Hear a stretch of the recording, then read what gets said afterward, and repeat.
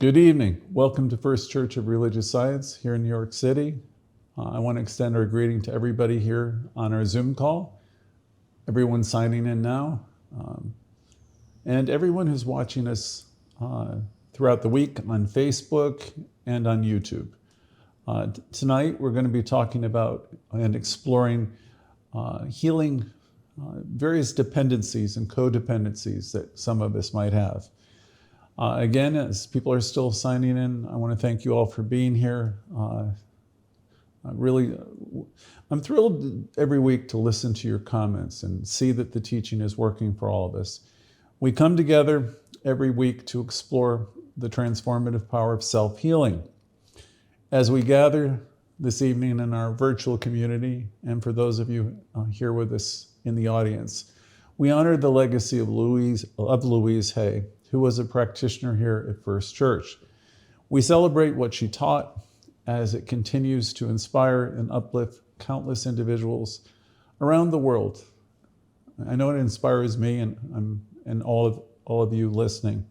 From Louise's beginnings at First Church and afterwards, her message of self-love and empowerment has resonated to seekers of all walks of life and all over the world. Before we begin, I want to express our gratitude again for your being here, for your participation. Your presence here is a gift. First, it's a gift to yourself because you're reminding yourself of the truth of your being, of how great you are, and you're recognizing that you're one with the one, and you're here to remind yourself and to stay in this healing conversation. So we're honored to have you with us, to share your journey with us. As always, there's no cost for attending any of our spiritual gatherings online.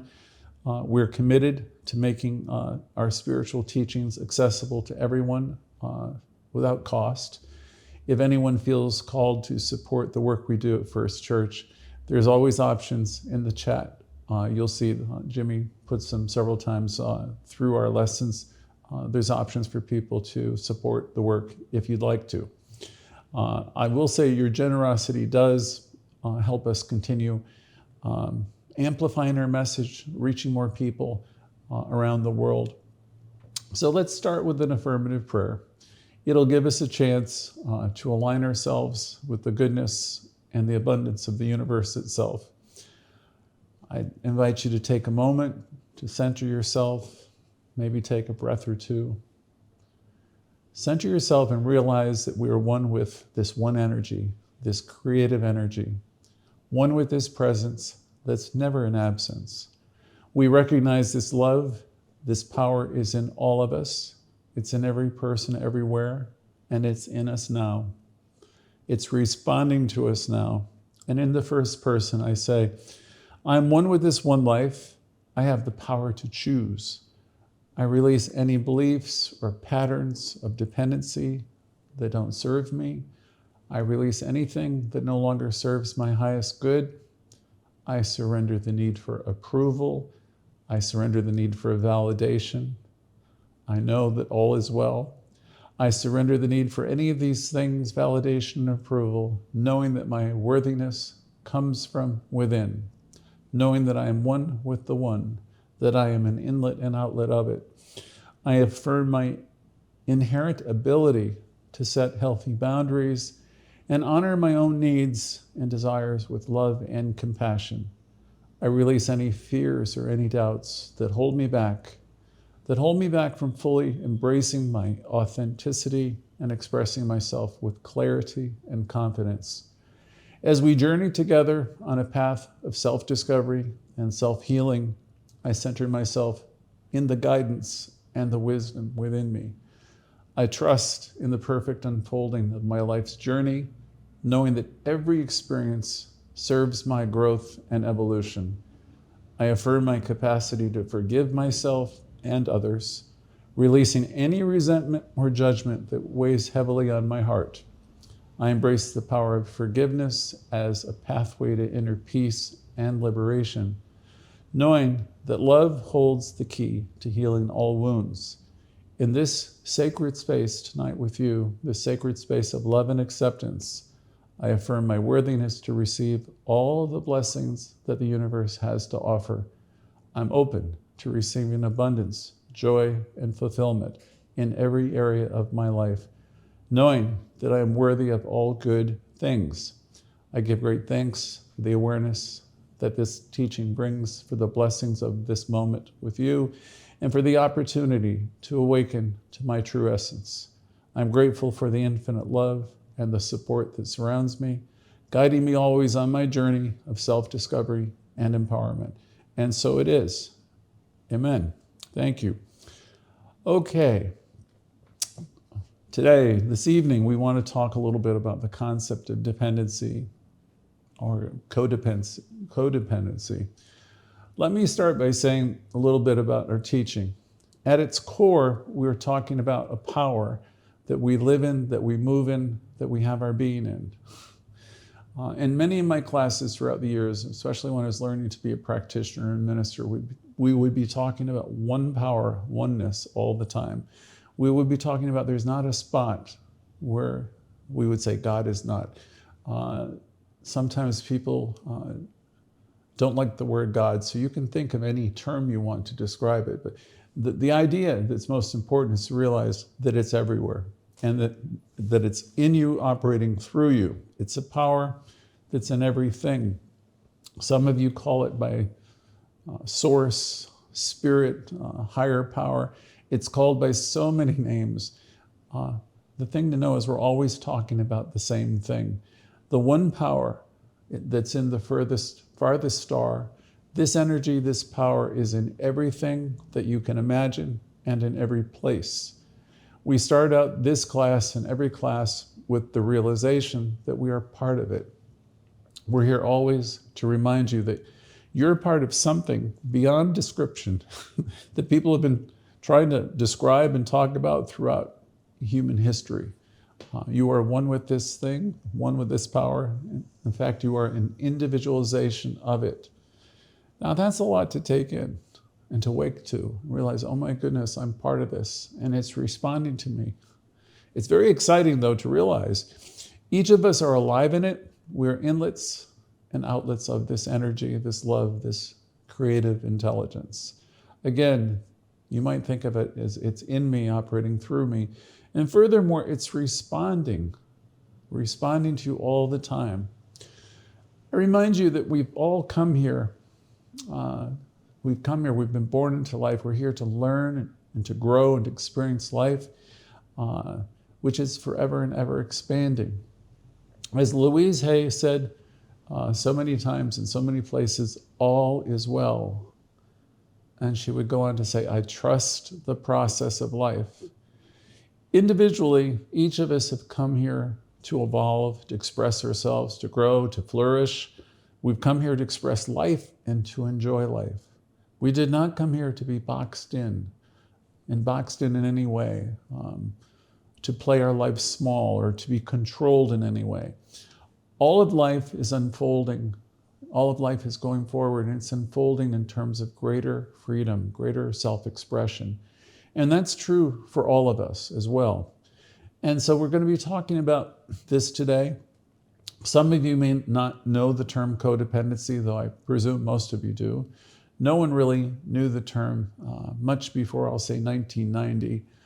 And it seems after 1990, just about everybody was talking about codependency. 12-step groups, support groups all over the country were formed in the early 90s. I remember reading the books by Melody Beatty. One was called Codependent No More, and another of hers was Beyond Codependency, and there were others. And I was involved in facilitating self-healing groups on these subjects during those years. I'd recommend those books even now to anyone who strongly identifies with today's lesson. Before getting into the lesson anymore, it's important to understand this lesson is ultimately about self-healing and learning to love ourselves more and better. So it fits in perfectly with our Louise Hay curriculum. Codependency oftentimes stems from a deeply ingrained belief beliefs, not just a single belief, but beliefs. And part of our belief system that we have internalized since we're very young. As children, you've heard me say before, we absorb so much information, just tons and tons and tons of data, information that we pick up from our parents and our family. This was all passed on to us through, it's no one's fault, it's not our parents' fault, it's not our fault, it's just, they were passing on to us what they understood and we were receiving. And so we have a belief system, something that we acquired from our families and our upbringing. You've heard me talk about this in many lessons, in religious and science of mind lessons, in Louise classes, but we absorb all this data. You'll hear me mention it also in the four agreements and the lessons there about the agreements that we make when we're growing up, family agreements. In that book, they talk about how those agreements will hide the light, within us, because we have all these things that we think we should do, and it's the belief system. And many of these beliefs, quite honestly, were passed on by well-intentioned people, but they get in the way as we get older. So we made these agreements throughout our lives, and some of them work for us to a degree, and many of them need to be released. So this lesson will help with that and help you identify some of the patterns that might be operating in you even now.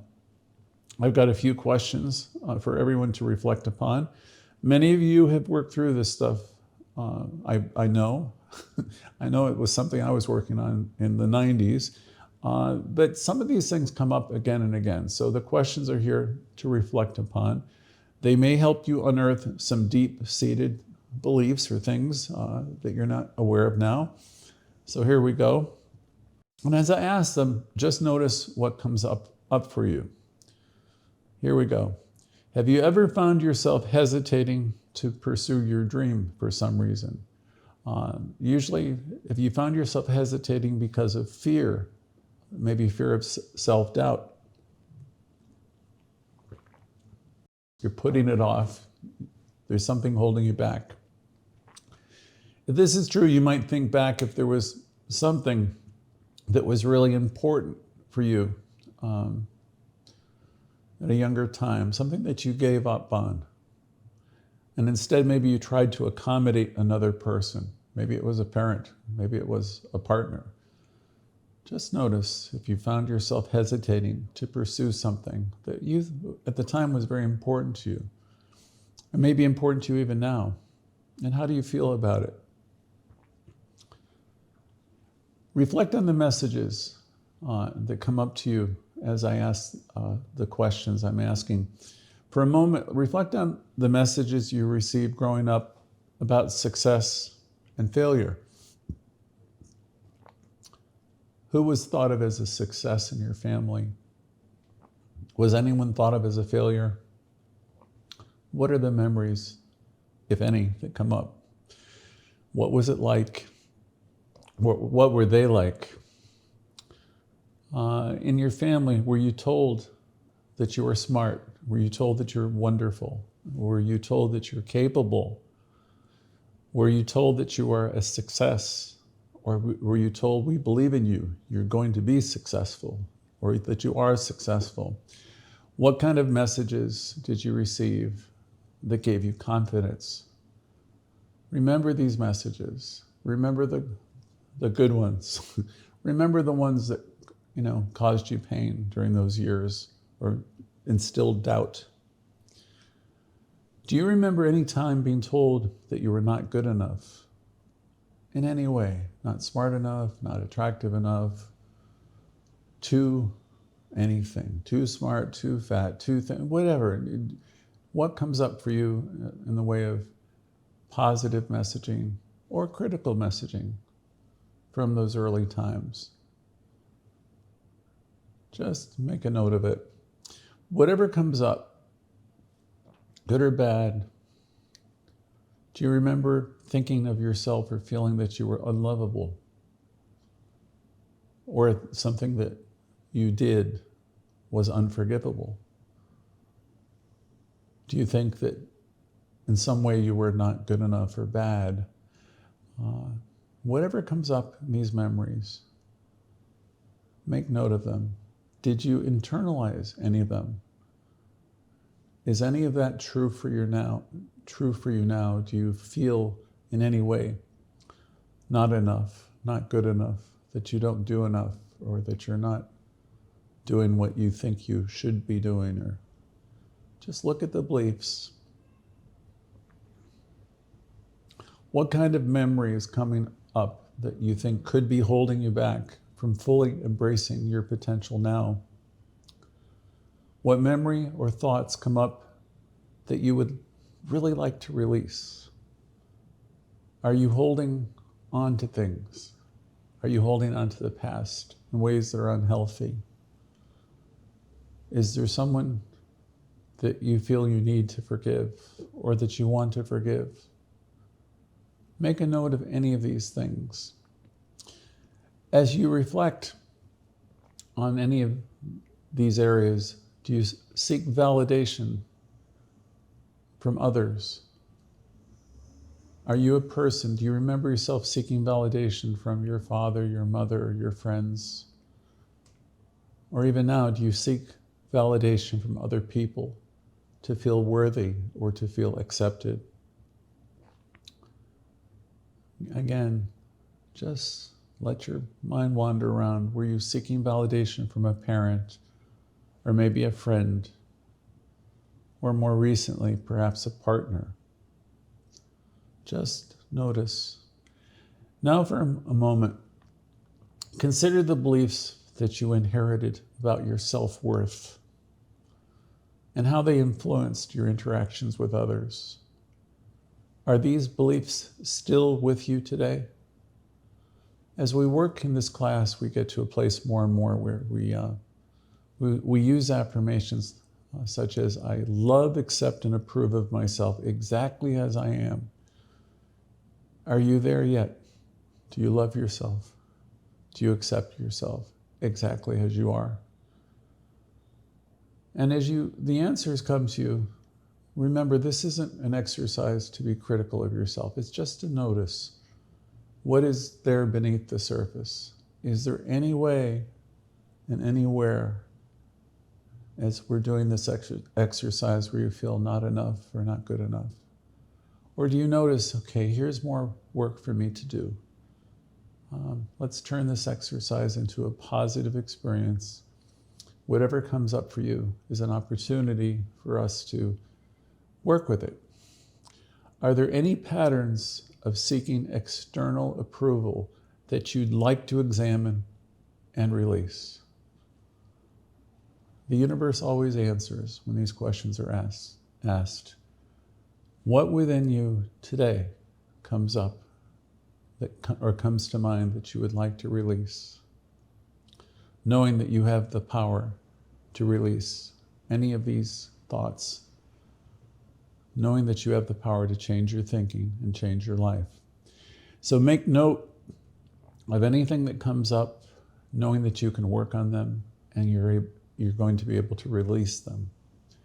Have you ever felt guilty for prioritizing your own needs and desires? It's a good question.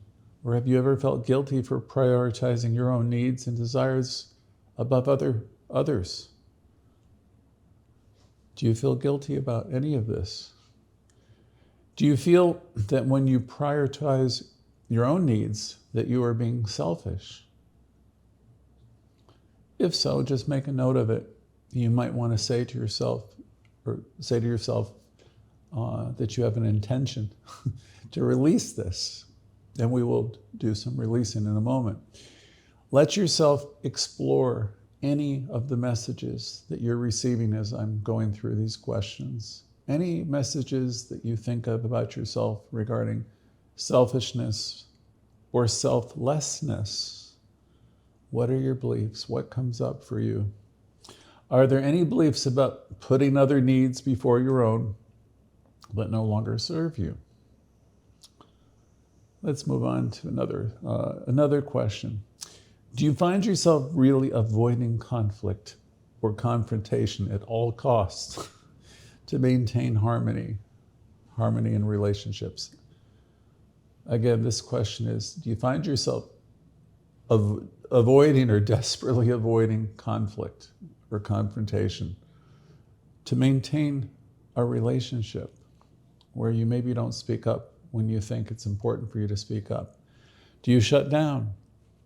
Do you shut down and not speak about things that bother you? And are you doing this to avoid conflict and maintain harmony? Just notice what comes up. Can you think of times where you have suppressed your voice, your thoughts, your thinking, and thinking, my voice, my idea is not wanted here, it's not welcome? Have you felt in your relationships, in your friendships, where it wasn't safe to express who you are? Notice what comes up. And now let's reflect on any belief, any idea that you've absorbed along the way about resolving conflict. What comes up with you with this question? Are there beliefs about avoiding confrontation that are limiting your ability to express yourself authentically? Just notice. When there's conflict, how does it get resolved? Are you able to find your voice? Are you able to do so without blaming another person? Are you able to talk about your feelings freely? Or does it not feel safe? Are you afraid?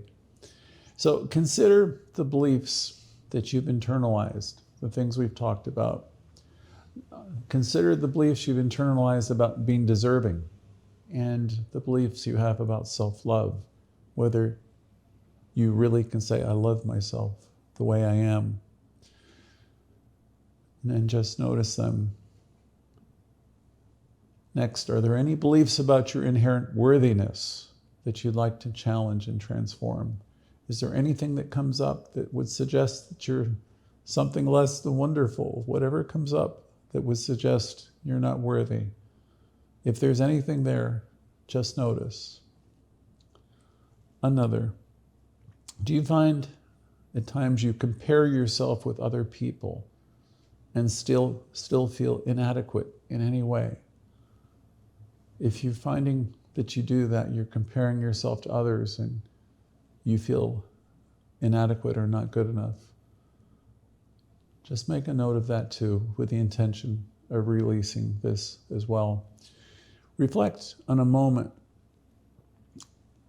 about beliefs that you adopted about success and achievement and comparison.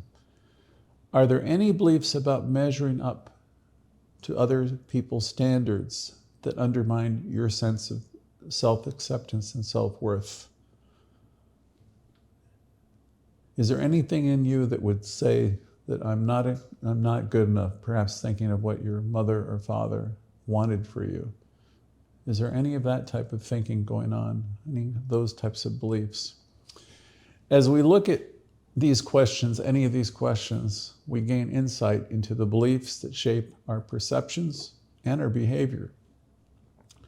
There was an author, Jacqueline Small, that I used to read many years ago, who said, all our battered places need to come to light. And of course, I've been thinking about that statement for many years. Many times we suppress a lot. We don't want a confrontation. We stifle our own inner voice oftentimes. And eventually this stuff, because it's in your consciousness and it's suppressed, it comes out. So when we ask questions like we are tonight, things come up for us. We don't do this to make ourselves uncomfortable. We ask these questions to notice what comes up.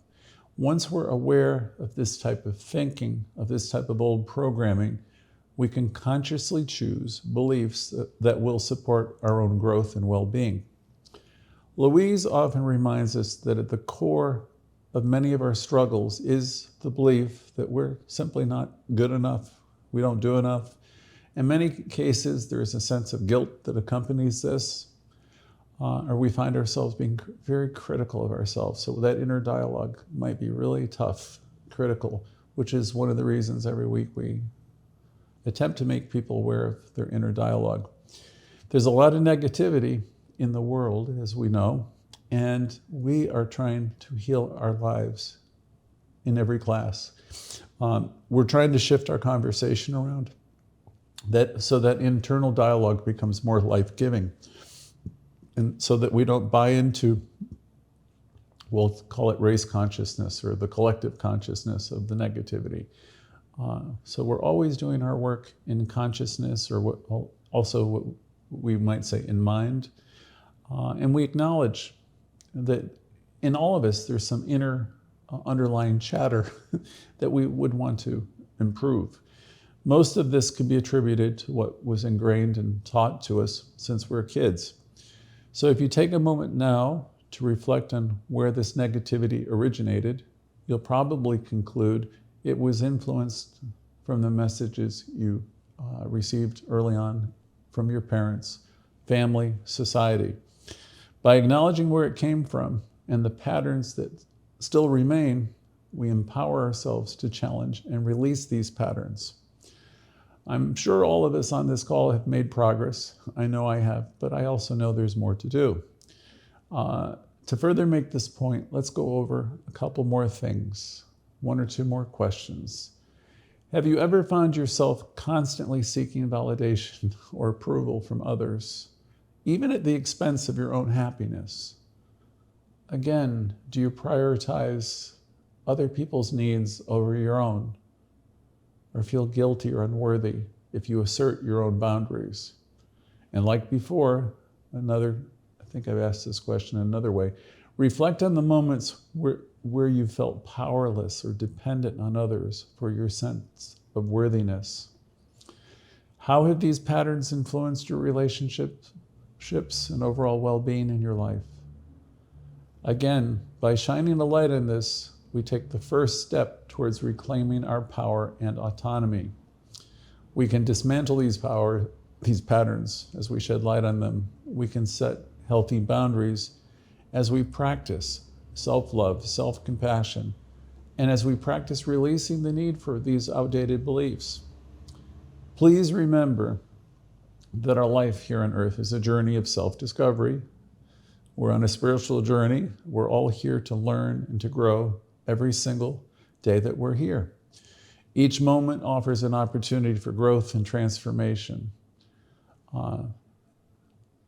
Before I wrap this up, it's important to take a moment or two to release any patterns or beliefs that no longer serve us.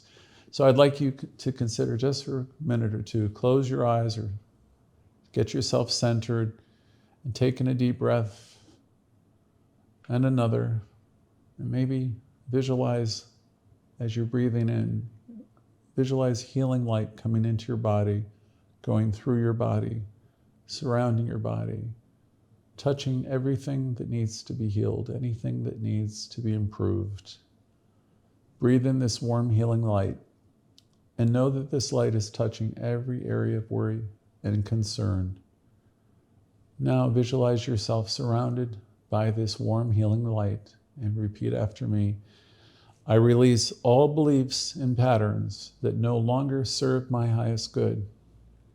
Again, as you envision this golden healing light, touching patterns of thought, healing anything within you and around you, in your thoughts, in your body, healing you. And now say again, I release all beliefs and patterns within me that no longer serve my highest good.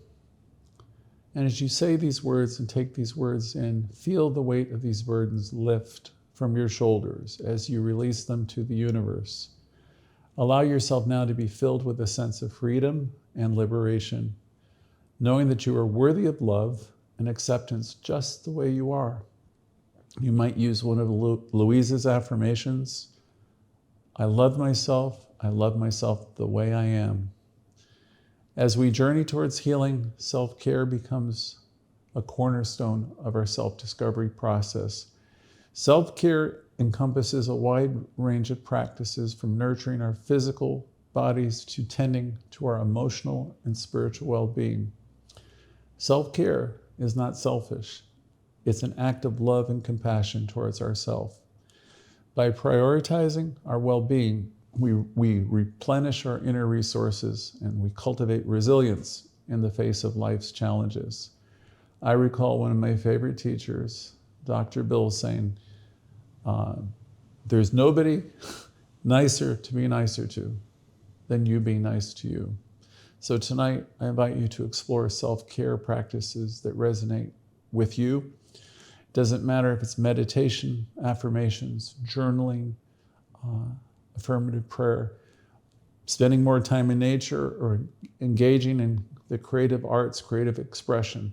Consider finding ways to have outlets, and consider finding ways to have more sleep and eat better food, and any other way that you can think of to take very, very good care of yourself. Self-care looks different to every person. So honor what nourishes your soul. We believe everything in the universe is unfolding in terms of greater freedom. And as spiritual beings, embracing independence is at the heart of our spiritual journey. You might spend some time contemplating, who have I come here to be? What have I come here to express? Spirit will always answer these questions in quiet contemplation. Journaling can also help reveal these things to you that you might want to express or do. As Emerson once said, God help us when a thinker is let loose upon the countryside. Each of us carries within us the power to create and to transform our lives. As we conclude the lesson and get ready for sharing, I trust that you found inspiration and insights to carry with you. Insights to carry with you on your own journey of self-discovery and self-healing. So I want to now warmly invite every one of you to share. If you're new, please say, hi, I'm new, where you're from, and what it's been like being you this week. And also, if anything has come to mind during this particular session that you'd like to share or that you feel you'd like to release, feel free to share whatever you'd like to share. So let's take a moment to reflect on progress, any progress we've made, any insights that were gained. I'm looking forward now to hearing from anyone who wants to share. So if you're ready, please say hello so we can welcome you. Thank you.